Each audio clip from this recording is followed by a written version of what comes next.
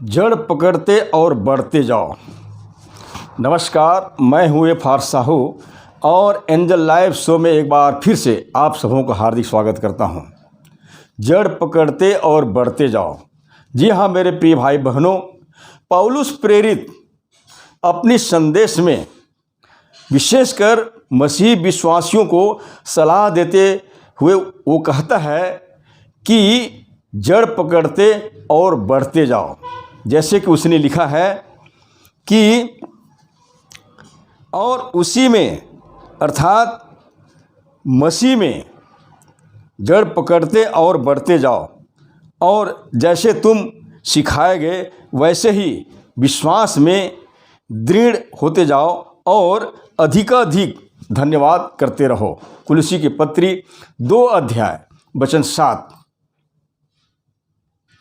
आपने देखा होगा कि पेड़ में जो डालियाँ होते हैं, यदि वो डालियाँ मजबूती के साथ अपने तने के साथ जुड़े रहते हैं तभी वो फूलते हैं, फलते हैं।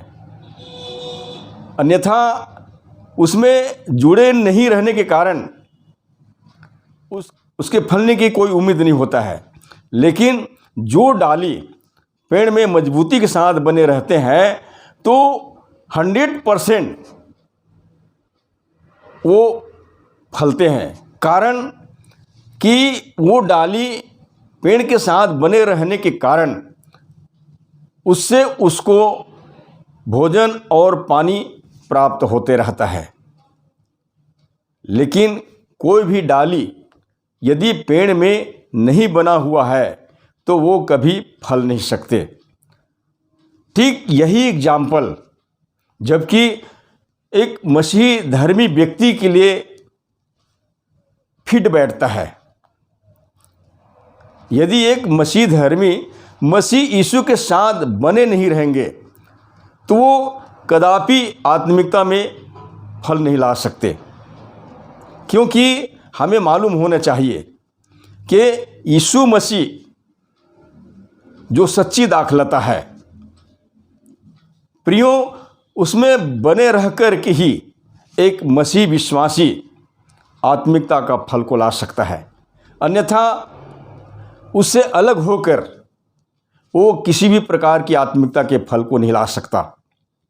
और हम देखते हैं पुराने ज़माने में परमेश्वर ने इजराइलियों को फल लाने हेतु एक दाखलता के रूप में प्रस्तुत करना चाहा, लेकिन वे लोग परमेश्वर के लिए फल लाने में नाकाम रहे। तब हम देखते हैं कि प्रभु यीशु इस सुंदर छवि को अपने ऊपर प्रदर्शित करते हुए उसने बड़े दावे के साथ में कहा कि सच्ची दाखलता मैं हूँ, और जो डाली मुझ में बना रहता है वह बहुत फल फलता है। यूहन्ना रचित सुसमाचार 15 अध्याय वचन 5।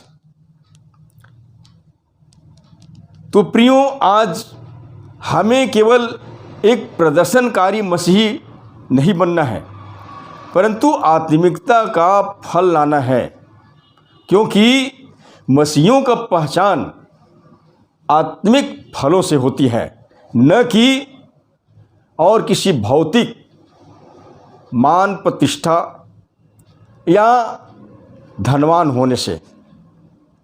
परंतु प्रत्येक मसीह की पहचान आत्मिक फलों से होनी चाहिए।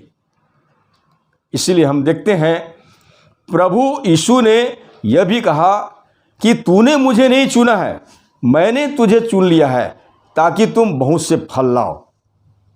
जी हाँ मेरे प्रिय भाई बहनों, आज जितने भी मसीही विश्वासी वे सब के सब आत्मिकता का फल लाए, तो वो हर एक दूसरे के साथ में प्रेम भाईचारे के प्रति जैसे स्वभाव को प्रदर्शित करके एक दूसरे के लिए एक अच्छा उदाहरण बन सकता है। प्रभु यीशु ने कहा कि यदि कोई डाली मुझ में नहीं है तो वो फल नहीं ला सकता। और प्रभु यीशु ने अपने चेलों को ये कहते हुए उसने कहा था कि मैं दाखलता हूँ, तुम डालियाँ हो, और जो मुझ में बना रहता है और मैं उसमें, वह बहुत फल फलता है, क्योंकि मुझसे अलग होकर तुम कुछ भी नहीं कर सकते। तो प्रियो, हम उन तमाम मसीही विश्वासियों से यही कहना चाहते हैं कि आप मसीह यीशु के साथ बने रहें। जैसे कि एक डाली पेड़ के साथ बना रहता है तभी वो फल लाता है, अन्यथा वो फल लाने में अक्षम होता है। इसलिए कि जो मसीह विश्वासी यदि मसीह यीशु के साथ बने रहेंगे तो अवश्य रूप से वो आत्मिकता का फल लाने में सक्षम हो सकते हैं, अन्यथा उसके बिना कोई कुछ कर नहीं सकते। प्रभु यीशु मसीह ने स्पष्ट कहा, बिना मेरे तुम कुछ भी नहीं कर सकते। और आज ज़रूरत है ऐसे लोगों की जो सचमुच में आत्मिकता का फल लाए और औरों के सामने परमेश्वर के गुण और स्वभाव, जिसे प्रभु यीशु मसीह ने दिखाया, प्रदर्शित करके औरों के लिए एक बहुत अच्छा नमूना बन सके। प्रियो,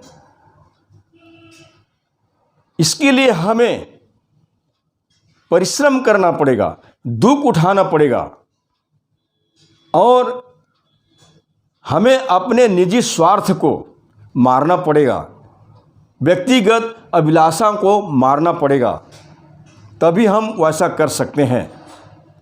क्योंकि जब हम आत्मिकता का फल में फलवंत होंगे तो इसके लिए हमें निरंतर मसीह यीशु के साथ चलना पड़ेगा और उन तमाम भौतिक बातों को, उन तमाम संसारिक बातों को नज़रअंदाज करना पड़ेगा। क्योंकि जैसे कि हम देखते हैं कि प्रभु यीशु ने भी परमेश्वर की उन तमाम गुणों को, उन तमाम आत्मिकता के फलों को लोगों के बीच में प्रदर्शित किया, न कि उसने किसी भौतिक स्वभाव को। प्रियो, जब हम निरंतर मसीह यीशु के साथ बने रहेंगे तभी हमारे भीतर आत्मिकता का फल लाने के योग्य विकसित हो सकता है। और इसके लिए हमें निरंतर परमेश्वर के वचन को मनन करते रहना पड़ेगा। क्योंकि जिस तरह से यदि डाली पेड़ के साथ नहीं बने रहता है तो वो किसी भी रीति से वो फल नहीं सकता, इसी के समान हम निरंतर मसीह के साथ बने रहेंगे तभी आत्मिकता का फल ला सकते हैं। और जब हम आत्मिकता का फल नहीं लाते हैं तो हम में और उन संसार में रहने वाले व्यक्तियों में कोई अंतर नहीं है। हमारी पहचान पवित्र बाइबल के अनुसार सबसे अलग होनी चाहिए और हमारी पहचान यही होनी चाहिए जो आत्मिकता का फल है। आत्मिकता का फल ही एक मसीही का अच्छा पहचान है। और एक मसीह के भीतर में आत्मिकता का फल यानी कि उसका इस तरह से कोई पहचान नहीं है तो वो व्यक्ति अविश्वासियों की तरह, वो व्यक्ति मसीह के बाहर रहकर कुछ भी नहीं कर सकता। तो हमें चाहिए कि हम निरंतर परमेश्वर के वचन को पढ़ें, सुनें और उसमें बने रहें, तभी हम आत्मिकता का फल लाने में प्रशस्त हो सकते हैं। सो परमेश्वर अपनी इन वचनों के द्वारा आप सबको आशीष दे। धन्यवाद।